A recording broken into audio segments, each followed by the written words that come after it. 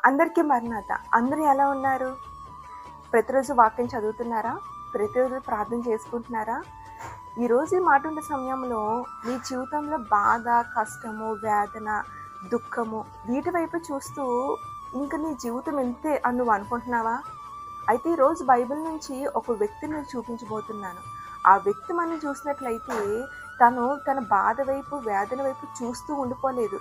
దేవుని వైపు చూసి ప్రార్థించాడు. తన జీవితాన్ని ఆశీర్వాదంగా మార్చుకున్నాడు. మొదటి దినవృత్తాంతంలో 4వ అధ్యాయం 9, 10 వచనంలో ఎబ్బేసు గారు మనకు కనిపిస్తారు. అక్కడ 9, 10 వచనంలో తన తల్లి అంటుంది, వేదనతో తిని కన్నాను కనుక తనకి ఎబ్బేసు అని పేరు పెట్టెదను అని. ఎబ్బేసు అంటే వేదన లేదా బాధ. తను పుట్టిన సమయంలో ఇంట్లో వేదనతో బాధతో ఉందేమో పరిస్థితులు. అందుకే తనకి వేదన, బాధ అని పేరు పెట్టిన తల్లి. అతను పుట్టాక అందరూ కూడా ఎబ్బేసు ఎబ్బేసు అంటే వేదన బాధ వేదన బాధ అన్నట్లుగా తనకు అనిపించి ఉండొచ్చు. తను దాని వైపు చూస్తే ఎబ్బేసు ఉండిపోలే. నీ వేదన బాధ పరిస్థితిని ఆశీర్వాదంగా మార్చుకోవాలనుకున్నాడు. దేవుడి వైపు చూశాడు.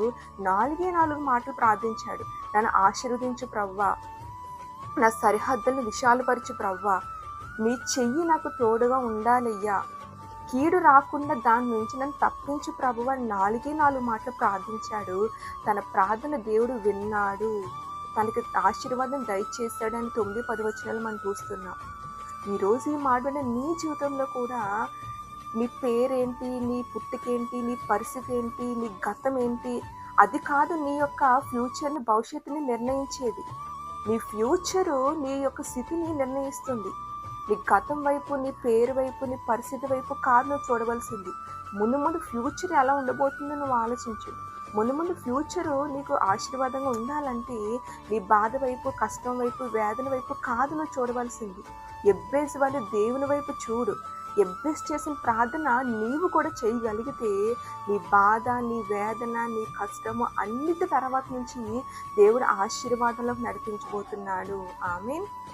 ఇంక ఎబ్బేసు తెలుసు దేవుడు ఆశీర్వదిస్తే ఎలా ఉంటుందో, ఆయన చెయ్యి తోడు ఉంటే ఎలా ఉంటుందో, ఆయన కీడు రాకుండా ఎలా కాపాడతాడో, ఆయన సరిహద్దులు ఎలా విస్తారపరుస్తాడో అన్నీ ఎబ్బేసు తెలుసు. కాబట్టి తన బాధ వైపు, వేదన వైపు చూడలేదు, కానీ దేవుని వైపు చూసి ఈ 4 నాకు దయచేయి ప్రభు అని ప్రార్థించాడు. దేవుడు తన ప్రార్థన, తన మనవి ఆలకించి తన బాధని, వేదని ఆశీర్వాదంగా మార్చాడు.